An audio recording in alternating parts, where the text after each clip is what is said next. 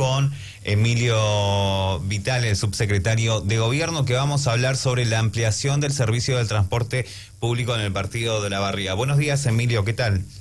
Buen día, Ezequiel, buen día, Beto, y también a la audiencia de Primera Mañana y un día temprano. Sí, bueno, una noticia importante es la ampliación de los horarios de los colectivos, ¿no?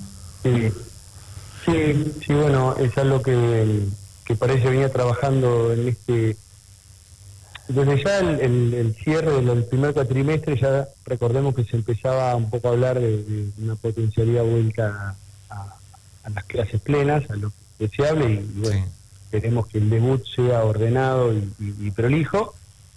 Y en ese marco un poco, y también con lo que mencionaban ustedes ahí en el cierre de la nota anterior, de lo que es la actividad de la ciudad, que ya está casi plena, bueno, estimábamos que íbamos a tener que conversar y tratar de encontrar una ampliación de ciertos horarios, tanto de salida de las localidades como de regreso desde la ciudad cabecera para allá, con una franja un poco más ampliada, producto de esas actividades que ya estaban funcionando y el vecino lo reclamaba. Así que bueno, hoy estamos debutando con una ampliación en promedio de todas las líneas interurbanas, hablando del 40 al 50% de horarios más se agregan. Sí, también la vuelta a clases de los chicos también nos da un poco más de tranquilidad en lo que tiene que ver con el transporte, de no estar esperando un colectivo por hora, ¿no? Va a haber mayor circulación de colectivos, lo que también va a hacer que las personas vuelvan a sus actividades normalmente, aquellas que usaban colectivo. Sí, también recordemos que Olavarría sigue siendo un lugar para los vecinos de las localidades que vienen por trámites particulares, algún turno médico, por ahí la parte comercial, el banco, y bueno, y esto le permite para planificar con más organización, con saber que cuentan con más disponibilidad horaria, así que creo que es una tranquilidad, un beneficio para todos. Beto. Buen día, Emilio, ¿qué tal? ¿Cómo te va? Buen día, Beto. Muy bien, acá arrancando la semana, con una buena noticia. Bueno, no, digo, ¿tenés algún horario, por ejemplo, en cuanto a ampliación de horarios para tomar como referencia? Lo más importante sería saber Loma Negra, Sierras Vallas, ¿a qué hora comienzan los recorridos? Sí, por ejemplo, en lo que es Loma Negra, arrancan 6:50 de la mañana, estamos hablando de lunes a viernes, y que salen de Loma Negra hacia Olavarría, y desde Loma Negra hacia Olavarría el último a las 23 horas, antes cortaba a eso de las 21. Y de Olavarría para Loma Negra, por ejemplo, se sale a las 6 de la mañana desde la terminal, y el último sale a las 22, que eran horarios, recordemos, con los institutos terminan 21 a 21:30, y es un horario que no estaba, entonces era una complicación volver. Lo mismo pasa en Hinojo, en Sierras Vallas y en Sierra Chica. El último horario de Olavarría hacia las localidades es a las 22, y el último de las localidades hacia Olavarría es a las 23. Siempre hablando de lunes a viernes. Y para el horario bien temprano, para la salida de los chicos que vienen a la secundaria acá, algunos que viven en las localidades tienen secundaria en Olavarría, entonces hay horarios de las 7, 6:50 en las localidades que hace que lleguen a tiempo en el ingreso escolar. ¿Los fines de semana se estira un poquito más a la noche? No, los fines de semana y domingos y feriados, mejor dicho, el sábado tiene hasta las 21 horas desde las localidades hacia Olavarría, y a las 20 horas es el último que sale desde Olavarría hacia las localidades. Y para lo que se incorpora así, que retornó desde el año pasado a la fecha, los domingos y feriados no teníamos colectivos, y bueno, un poco conversar con las empresas y con los choferes y planificar esto, agregamos provisoriamente, o para este inicio, unos 3 horarios, tanto desde las localidades hacia Olavarría como Olavarría hacia las localidades, domingos y feriados. Emilio, recién al pasar hablaste de las escuelas. ¿La Municipalidad de Olavarría está de alguna manera atenta a algún monitoreo sobre la actividad que despliegue el Consejo Escolar en cuanto a la actividad en cada escuela de Olavarría? A ver, no sé si tan detallado como vos lo preguntaste, pero sí se monitorea. Recordemos desde, por ejemplo, lo que nos toca en la parte sanitaria, se seguían tomando como testigos algunas escuelas y se hacía un testeo preventivo.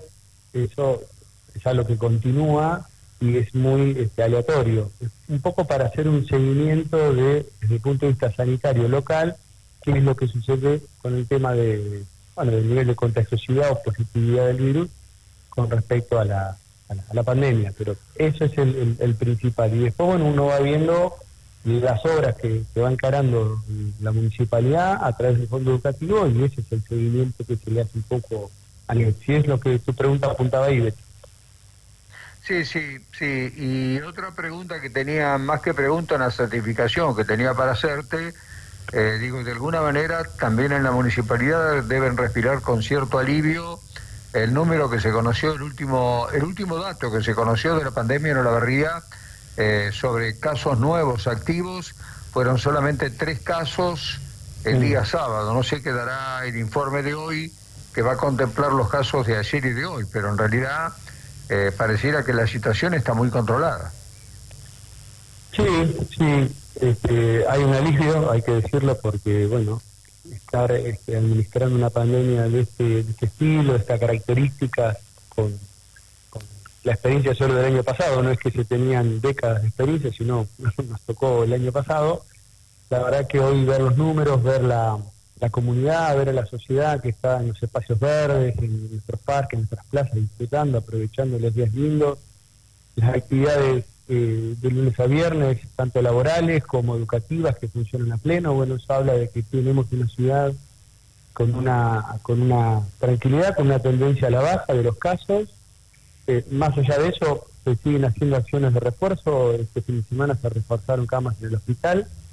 La pandemia no termina, pero me parece que todos estamos disfrutando, siempre digo lo mismo, sin bajar la guardia, sin dormirse.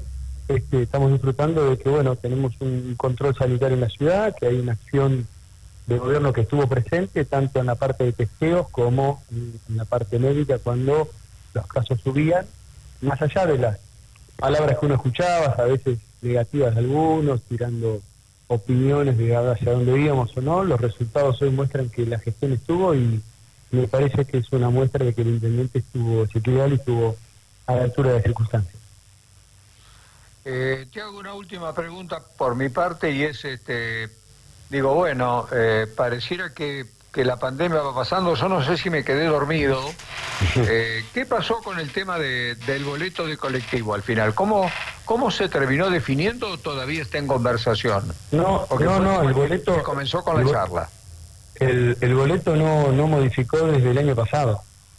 Creo que junio del año pasado que no se modifica el boleto, o antes todavía. Hay ciertos problemas del servicio aún, digamos, por ejemplo, el subsidio que tiene que venir de provincia a las empresas no está desde julio, digamos, el último se entregó fue junio, se entregó ahora, eso viene retrasado. Hablamos hace un tiempo del tema de la FATAB y de la UTA, esta discusión entre el interior de todo el país con la zona metropolitana, con el AMBA, cómo se reparten los subsidios para este servicio, que en Argentina y en el resto del mundo hay aportes de subsidio de los estados para que se preste el servicio de transporte público.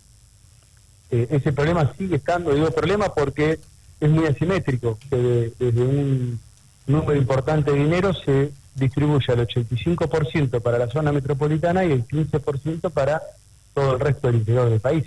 Cuando digo interior hablo de la barriada, pero... La voz fue Córdoba primero, ¿no? Sí, Córdoba fue el primero, segundo fue Mendoza, después apareció Río Negro. Digamos, ahí están las empresas como Vía Bariloche, Crucero General Belgrano, digamos, son empresas de transporte de larga distancia que obviamente necesitan ese aporte de subsidio. En el caso nuestro, de empresas ahora, como... Emilio, ¿por qué en Mar del Plata y en Bahía Blanca se estaría aplicando ya la nueva tarifa? Si yo mal no recuerdo, la tarifa en Bahía Blanca estaría en unos 50 pesos el boleto y en Mar del Plata en unos 70. Sí, bueno, porque acá lo que tendría que haber es un pedido de las empresas hacia el Consejo y tratar esa modificación del boleto. Un poco nosotros esperamos que provincia modifique la tarifa y ahí actuamos, pero sí hay un pedido de hace tiempo de las empresas de recomponer, porque los costos obviamente se han ido hacia arriba. El reemplazo de una cubierta, de un arreglo o de un componente, se ha triplicado el valor con respecto al año pasado y eso impacta en los costos. Hoy, si uno mira las tarifas, en promedio el boleto interurbano está más abajo que el urbano. No, te pregunto esto porque también me queda, no sé cómo es la dinámica del pedido de aumento, pero la municipalidad como licenciataria del servicio, y para que el servicio no se resienta y se preste de manera conforme en toda la ciudad y sus localidades, no sé si lo tiene que hacer la municipalidad, lo hace el concesionario, o la municipalidad termina respaldando el pedido del concesionario. ¿Cómo es la mecánica de esto? La mecánica que eso es el concesionario, es el que lleva la estructura de costos propios, una vez que presentan el contrato, luego es el que va monitoreando su administración y su gerencia, de los ingresos y los egresos. En base a esa cuenta que hace el pedido.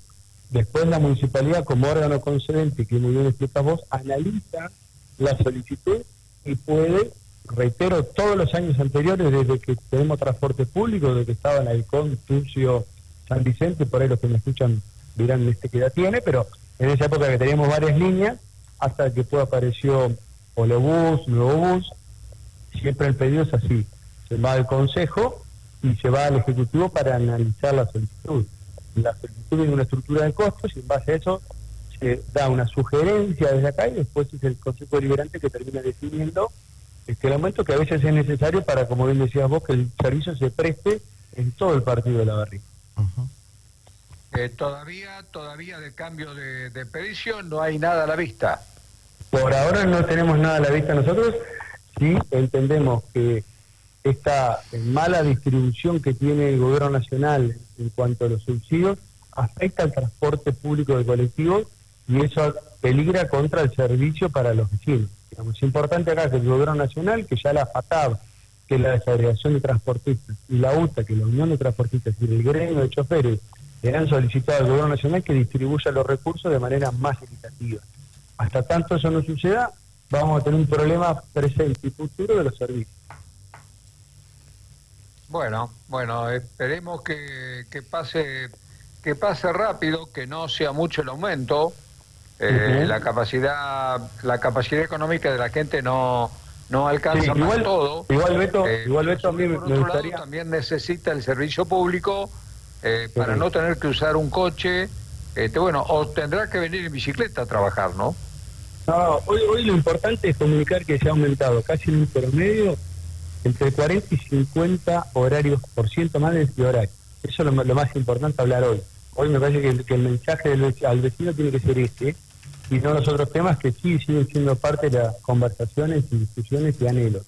Pero hoy me gustaría dejar este mensaje claro, que aumentamos producto de trabajo, producto de conversar con las empresas, producto de ver el nivel de actividad que tiene la ciudad, que el transporte interurbano ha aumentado entre 40 y 50% más de frecuencia. Entonces el vecino de la localidad tiene eso y a su vez está arrancando a partir de esta semana los días domingos y los días feriados con 3 frecuencias que antes no habían, recordemos, desde abril del año pasado.